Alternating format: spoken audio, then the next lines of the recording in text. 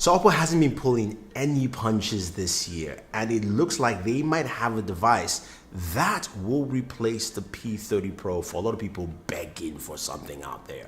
I'm talking about the Reno 10x Zoom. Let's find out if this is really a Huawei replacement.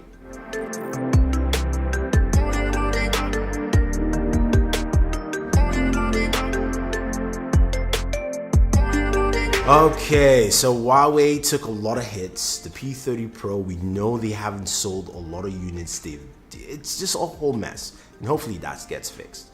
But I'm talking about a device here that truly got me shocked. I was surprised. Now, I'd seen unboxings for the Reno 10x Zoom. My buddy Super Saf has done that. But I finally got some time to play around with this device. And I've got to tell you, Oppo came out really strong. You've got that shark fin, which is of course so identifiable, everybody knows about that. And it doubles as the front-facing camera, which gives you of course a true bezel-less display, which we'll talk about in a second, and also has the flash for your rear camera as well, which is a bit interesting, I would say. That being said, it's a 6.6-inch device. The resolution is roughly 1080 by 2340. It's a nice display. Now, it's not the super sharpest, I would say, but it's still a nice display. And I love the fact, again, now we're getting more devices with no bezels. We've been getting that industry push. We had notches for a while. Oppo says no. No, not at all. And the pricing for this device is really good. Starts at £529, which is about $629. So think about it, for a device that comes with a Snapdragon 855, 6.6-inch bezel-less display, in-display fingerprint sensor, which is really nice and effective and fast. Each time you tap on it, boom, it unlocks. I like it. It's nice, effective, works really, really well. So you've got that there. You've also got a device that comes with either a 6GB RAM variant, 128 gigabytes of storage, or 8 and 256. So you get the idea there. And there are two different colors you can go with. Now, what I like about this device is that Oppo just didn't stop there. Especially think about the price point we're starting off, again, $629. You also have 3 cameras on the back, and we'll get to the camera images in a second. You've got a standard camera which comes in at 48 megapixels using that new half-inch sensor camera, Sony sensor in there. You've also got a 13 megapixel periscopic lens to give you, of course, 5x optical zoom and 10x hybrid zoom. We'll take a look at some of those images, and an 8 megapixel ultra wide lens. So they packed in as much as they could in this device. Plus, it's got a 65 milliamp battery and a 20-watt charging capacity with their supercharge. So everything you want in a modern smartphone is there. And I like the fact that it's also affordable.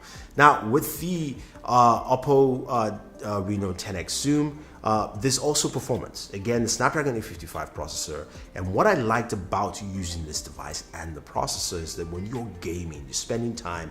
And by the way, guys, I am terrible at playing mobile Fortnite. So yes, just know that off the bat. But while you're playing those games, they run really well. And you've got just open real estate, screen real estate for it. Now, you guys will probably say, oh yes, we've seen that with the OnePlus. And yes, Oppo is the parent company of OnePlus. Just to take note if you don't know that. So this is where some of that technology is coming from, and you see them executed here really, really well. Now let's go back to that shark fin front-facing camera, which is really nice. It pops up really fast, especially when you're using it for face unlock. It's very responsive. If you swipe up the screen to unlock your screen, it pops up, boom, and unlocks. Now, I'm not sure how secure it is, but in terms of just convenience, it's convenient enough. Plus, again, that in-display fingerprint sensor is really nice. So you're thinking, okay, look, Thunder E, it's got all these features, it's got all this, specs, the camera, which we get to in a second, performance and gaming, and I gotta go back to that. I really love the fact that we have devices with just, all screen, so I can game and enjoy in peace.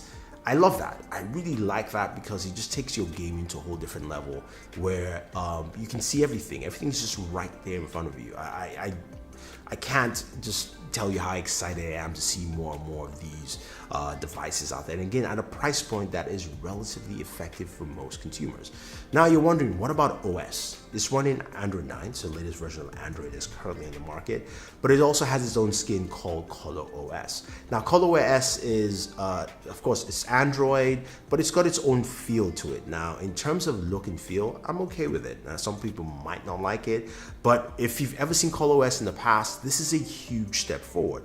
Being able to easily access, of course, your apps there. You've also got gestures, and the gestures are similar to what you have on the OnePlus gestures as well, so that's also pretty good to see. Now, in terms of just the look and feel, it can look a little foreign, especially when you're going down the notification tray, but that too gives you a couple of options. You've got your power save mode, you've got Oppo Share, being able to quickly share between Oppo devices. If you have a friend that has an Oppo device as well, you can also go into the settings and see some of the things you have. Now, because Oppo is trying to capitalize on what this device can do with the A55 processor, you also have a game center, and that optimizes for gaming. So once you actually turn on the game, boom, it optimizes those games to run at the highest frequency for your CPU, and also turns off, it puts calls on hold, different things, optimizes your Wi-Fi, so you can get the best out of your gaming performance on the device. And as I mentioned, gaming on this thing is really, really good. Now let's talk about the camera. So starting with the front-facing camera, which is a 16 megapixel shooter, there's a lot of detail. There's an indoor shot. You can see me quite clearly. My skin tone is also normal. Make sure you turn, of course, the beautification mode off. But I like the fact that for a Chinese manufacturer, I am not looking, pale or washed out. Now, this is directly in sunlight. Again, you can see the different gradations of my skin tone. You can also see the sky at the back. Not as much dynamic range there, but I do like here my friend Nirav. You can see a lot of detail in his face, character, and around him. Now, this is a portrait shot with Michael Josh from Gadget Match, and the portrait shots are good. They're not great. It tends to whiten out sometimes. So you get shots like this where the background is very bright as opposed to us. We're still in focus, and there's a nice cutoff all around. Now, this is just a lovely daytime shot. I love the way the shadows hit, and I also love the dynamic range. I love the way the colors pop out. Now, it pops out a little bit more than natural, but I do like this look. Also here, we've got another flower. The yellow really pops out. You can see how the sun is being calmed down around. It was in direct sunlight taking the shot. So I do like this look. It's something, again, it's more of a preference, but it's something I do like. Now, in terms of just overall cityscape shots, we don't get a lot of dynamic range, especially in the clouds. There is some AI algorithm, but it kind of gives you this really flat tone look to it. It's something, again, if you do like that, then that's something you like. Now, moving over to the zoom lens. This is the lenses. This is the wide angle lens.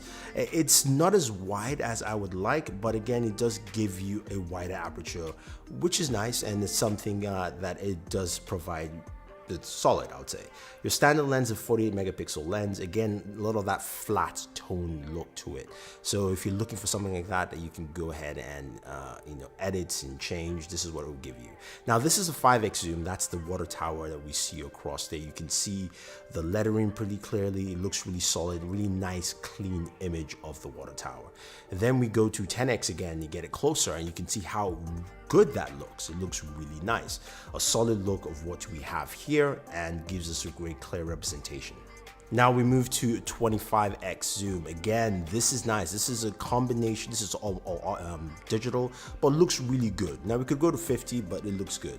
Now this is a low light shot. I love this because this bar is fully lit by candles, and you can still see some of that yellow tint there, which I want to keep a really clear and sharp image.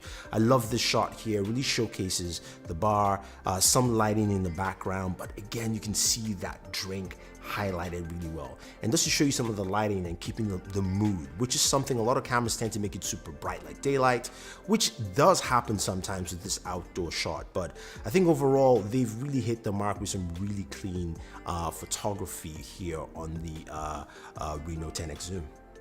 So like I said, the camera is just really good. I was quite impressed. I think it's much better than what you have with the OnePlus 7 Pro, and OnePlus has done a huge job in improving there. So, and this also really stunned me on the night mode, looking at that and going, wow, this is kind of like what Huawei does. You know, it differs from what the Pixel does. I like the fact that it still keeps a lot of the natural feel to the scene there.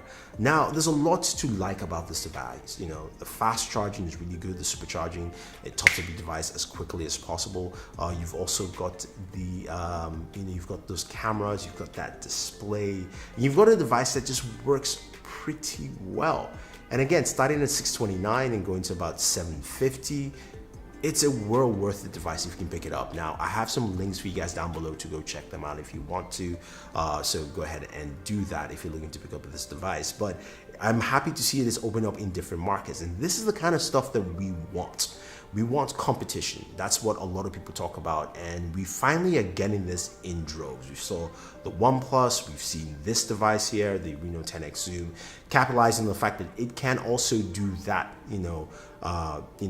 long lens zoom that we want to see in smartphones. Plus, gives us a really low light, a good low light camera. It has the performance all packed into one, and that's pretty good. Now, this device also comes with a case as well in the packaging, so that's also nice to see that Oppo provides that, because it's not a well-known property, especially here in the West. So that's a good thing, at least to keep in mind. Whether it's something you do in the other markets they deal with, I'm not too sure, but it's good to see. And it's good to see all that change with Oppo. Remember, Oppo had the Find X last year, the first device with the bezel-less display, but it was a slide-up mechanism, and it was also over $1,000. Think about it. Last year, Oppo had a device at $1,000 with a slide out, with a bezel-less display and a sliding camera. This year, they have a shark fin and a bezel-less display, and it's only starts at $629. That's what I like about this device. And I hope you guys are excited about this, because I'm really excited to see smartphones get that delineation down where pricing and affordability makes sense for most consumers. So guys, if you have any questions or any comments, or you want to leave a note with us, leave that down below. If you want any of the wallpapers, I'll have the links for you guys down below. Also, thank you very much for listening, watching, and subscribing to the channel. So smash that subscribe button if you haven't already. Hit the notification icon to get notified about our latest videos. And this is Thunder E saying thank you, and always enjoy your entertainment.